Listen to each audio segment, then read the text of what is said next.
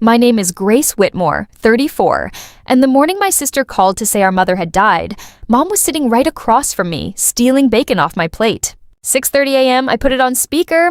Mom died last night, Renee said, cold as a receipt. She left everything to me and my husband. You get nothing.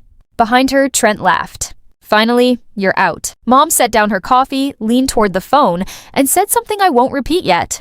Because Renee didn't hear it that morning. She'd hear it Sunday, at her own mother's funeral. 9 months earlier, Mom broke her wrist falling off a ladder. Small surgery, 6 weeks healing, nothing more. Renee and Trent swooped in, moved her into their place just for a few weeks, and got her to sign a limited power of attorney for bill paying, since her writing hand was in a cast. Reasonable? Boring. That's how it always starts. Then the wall went up. My calls landed on Renee. She's resting.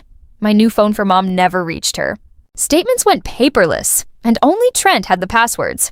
By Christmas, Mom sat in the corner at family dinners, while Renee answered questions aimed at her. On the porch, alone with me for 10 minutes, Mom whispered her checkbook had been put on a diet. By February, she was on a trip. I later learned never happened. In May, an old nurse friend called me. A woman matching Mom's description had been asking every shift if anyone knew her daughter, Grace. She was at a care facility 3 hours away, dumped there in March, told I already knew, that I didn't want to be bothered. I found her thin, gray but sharp as ever. Whatever paper they used to put me here, she said, I never signed a second one. She was competent, no diagnosis, nothing. I signed her out that afternoon. At the bank. $187,000 gone in 5 months. $89,000 wired to TC Holdings. Trent Colton's initials. A HELOC application on her paid-off house, signed on a day she was 170 miles away in a facility. We hired an elder law attorney, Patricia Byrne, who froze the accounts, revoked every power of attorney, and found the smoking gun, a second POA forged, notarized at the exact hour Mom was sedated in a clinic across town. Dead men don't sign papers, Mom said. Let's introduce their notary to a real one. When Trent threatened a guardianship petition to buy time, Mom made her move. Let them believe she'd died. No fake death certificate, no lie to any official, just one call from her old friend. Hank to Renee. Renee's first question wasn't what happened. It was, where are the papers? Grief with a filing cabinet where her heart should be. Sunday, 60 folding chairs, a closed casket. Lily's mom picked herself because Dad, she said, always hated funerals dragging on. So let's make this one worth watching. Renee arrived in new shoes with a folder and told the room our mother had left everything to her and Trent. And to Grace. Nothing. For reasons she knows. He smiled reading it. The side door opened. Mom walked into her own funeral in her good coat, calm as ever. The room came apart.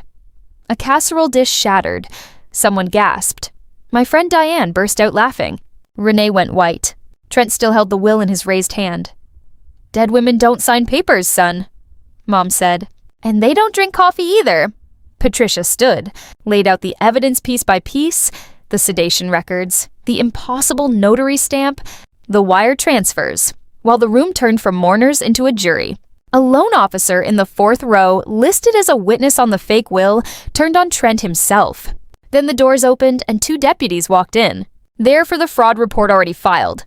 Renee finally broke, admitted they'd been drowning in debt, that Trent said it was temporary. Then, in the same breath, blamed me for making it worse. Mom just looked at her son-in-law being let out and said the line she'd saved for 2 days. You buried the wrong woman, sweetheart. Trent was charged with forgery and elder theft, lost his license. Renee took a plea, probation, restitution, community service at a nursing home. Mom recovered most of her money, moved the rest into an ironclad trust, and every Thursday now teaches a class at the community center called Papers While You're Breathing. Every Sunday I drive out, and she burns the bacon on purpose because she knows I like it that way. She taught me the measure of a parent isn't what's in the bank account, it's whether her say still stands while she's breathing, and whether the people who claim to love her would rather guard her signature than inherit it.